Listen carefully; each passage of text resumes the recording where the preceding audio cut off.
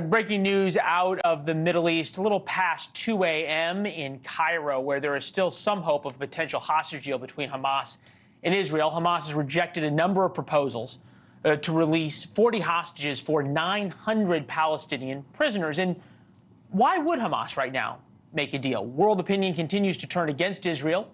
America is continuing to put more pressure on Israel rather than Hamas. We heard that from President Biden just in the past 45 minutes or so, ratcheting up the pressure not on Hamas, but on the Israelis. And then there is Secretary of State Antony Blinken. So much of the understandable passion, outrage, and anger directed at Israel for the plight of Palestinian civilians in Gaza, but some of that might also be reserved and directed for Hamas. It remains astounding to me that the world is almost deafeningly silent when it comes to Hamas. All right, General Phil Breedlove is here, former Supreme Allied Commander of NATO. Boy, what was stunning and astounding to me is, quote, only some of that from the U.S. Secretary of State, some of that blame and outrage should be focused on Hamas. I don't know if you're Hamas, you're not feeling pretty good tonight. Well, thanks for having me on again, Leland. But I would have to say that at least he brought it up because, as you sort of mentioned at the lead into this story, right now the world, the press are not holding Hamas accountable, and they are getting almost everything they wanted out of this horrendous attack, which started the warfare. You know, they knew they weren't going to win that war. What they wanted to do was provoke a reaction and then have world condemnation accomplish their objectives when it comes to Israel. And that's going swimmingly for them because the West is not pressuring them to bring forward these hostages. And I believe that has to be a key part of any negotiation from here forward. Yeah, and now you just have the U.S. pressuring Israel to offer more and more and demanding less and less of Hamas. And I say this with respect, both for my respect for you, for your intellect and your thoughts and analysis, and also for the position you used to hold, the greatest title on earth, Supreme Allied Commander in Europe. So I'm going to play a soundbite from you, not from a military analyst or another general or a politician, but from Jon Stewart, of all people, a comedian with that preference. I want to get your thoughts on the other side. Listen to Jon Stewart last night. The verbal gymnastics that the American government must undertake so as not to offend the delicate sensibilities of a country we provide most of the weapons for is...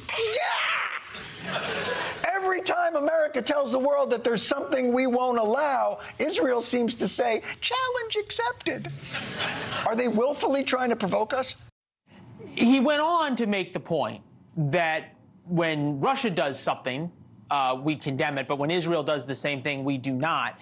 I'm wondering if you think and how we got to the point that the comparison of Russia invading Ukraine and Israel defending itself from a terrorist attack have moral equivalence.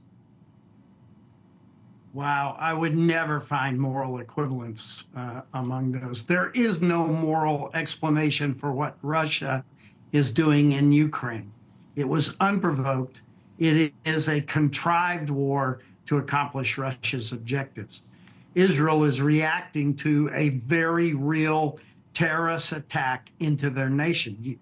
You've said it so many times how horrific what happened was, and so they're reacting to it. I think that to try to compare those things as being the same, I would never do that.